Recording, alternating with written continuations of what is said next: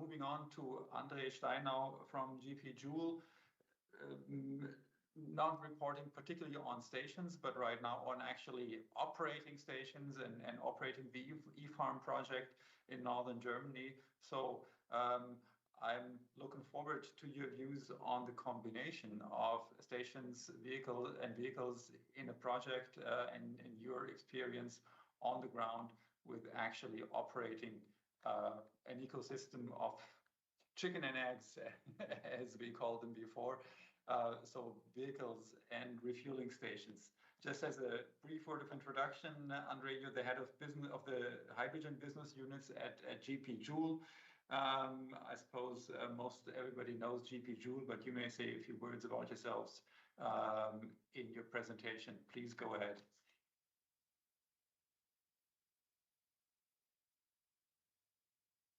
You're still muted, so. Yes, sorry. Thank you. I'm unmuted. Yeah. Thanks for the nice introduction, Uwe. Yeah, I'm happy to be here and present you some ideas of our hydrogen business. So I'm responsible, as we said, for hydrogen within GP Joule. It's a known department. I'm the managing director, and we're now roughly 50 plus people working on this part of the story. Who's GP Joule? GP Joule is a project developer from renewable sources. We started with PV installations and also wind. And from year to year, we follow the green kilowatt hour from the origin, from the kilowatt hour then to the kilometer. So we are covering also the transition from power to hydrogen, also from power to heat. We're active also in many heat projects, and we're also active in battery charging. We're one of the 10 largest charging operators within Germany. And very new, we're also energy provider. We're acting as a direct marketeer for PPAs and can cover and deliver industrial customers also with the green kilowatt hour. Yeah, when we started to go with hydrogen into the mobility sector, we were formerly a producer of electrolyzers. You may know that we owned HTEC Systems at that time, 6 years ago, and we started to bring these products, the electrolyzers, into the market, and there was no market. So what was my task to research and make a business project, a business case of producing green hydrogen close to the renewable source and bring it into the mobility sector. And there are many reasons to bring it into the mobility sector, because, as everybody knows, we have to reduce our carbon footprint. There's a big gap and big target in the mobility sector. The positive thing is there are solutions available. 6 years ago, it was more or less a buzz, because we saw also that to have a business case, you need a use case where you have your customers who will come every day to the refueling station and takes a huge amount of hydrogen, and it's not the car. In the end, it's more or less than the public transportation, or it's heavy-duty trucks. With our first project we established there, this was the eFarm project. We saw and we made we showed that that's a perfect combination: green hydrogen production, decentral, close to the renewable source. Bring the hydrogen then to the refueling station with short distances. This brings also the costs down. This is then, in a few words, the whole eFarm project. But we saw also that we need also somebody who takes care of the vehicle, because there's no it's not easy to convince the customers about the vehicle. So we said, okay, we invest into the vehicle and bring this vehicle in a pay-per-use model to the public bus operator. And this was then the easy start for them into the emission-free kilometer. And this is then the base for our upcoming invest into trucks, because we saw here it's we can convince very fast people to invest into cars or buses. If you have the infrastructure in place, if there is really green hydrogen in place, this is what we always ask: is it really green hydrogen? Is it a green electron? And yes, we showed that it is possible. It's in place, it works. It's in the north of Germany. We have a consumption of roughly 600 kilos a month. I think it's for refueling stations not enough to have a really good business case, but it's at the moment one of the refueling stations with the highest consumption. But we will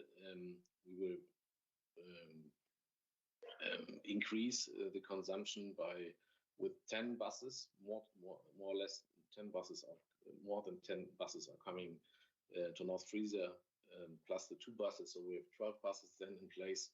From now on, we have 60 fuel cell cars in the in North Frisia. It's private owned cars, so it's not cars of our own.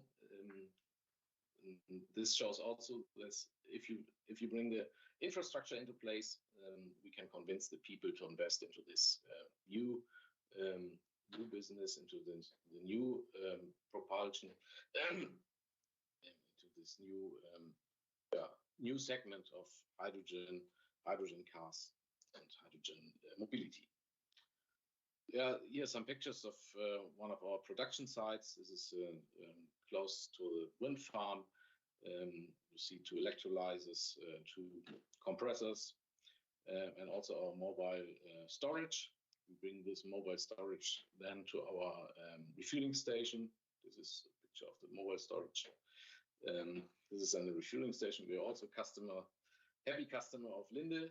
Thanks, Thomas.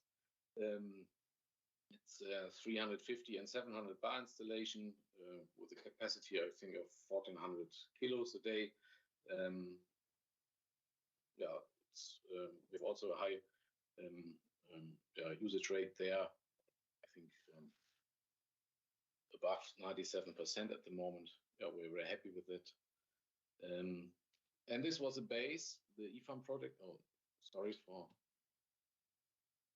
So this was a base for our GP Joule business at the moment. We saw we can cover the production sites. We have experience to develop and construct the production sites. We are producers of green hydrogen. We can also cover the HRS network. We are developer and operator of this HRS.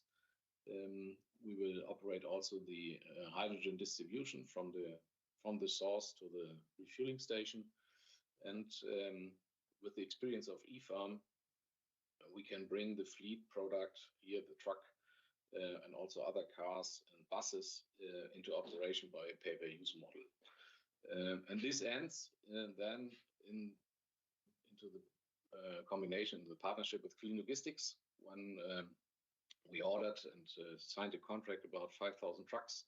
We want to bring within the next 5 years into the market with the 350 bar truck. So we are convinced of the 350 bar technology and bring this into operation at roughly 150 stations within the next 5 years with decentralized produced green hydrogen. I think, as I said, we solved the chicken and egg problem at the IAA. We spent some egg liquor to the crowd. So I think, this is one step to solve the chicken and egg problem. We are covering the whole value chain, bringing the green electron into the mobility sector. And we're happy to speak to everybody how to partner and speed up into this business. Because I think there's not much time until 2030 to reduce the carbon emissions here in the mobility sector. And yeah, let's do it. Thanks for your interest, and hope to see you next time personally in Berlin. Thanks. Thank you so much, André. And it's great to see projects and companies like yours being bold and starting with great projects and thinking big and taking the next steps. So I think this is what the market needs. Thank you so much. I am looking a bit at the time. I don't see immediate questions now, and you've been very comprehensive in what you covered. So hopefully we can cover some ground later on in the final discussion after the round. But with your permission, I would move on to the next presentation if I don't see anything from the audience in Berlin or here. All right, André, thank you very much.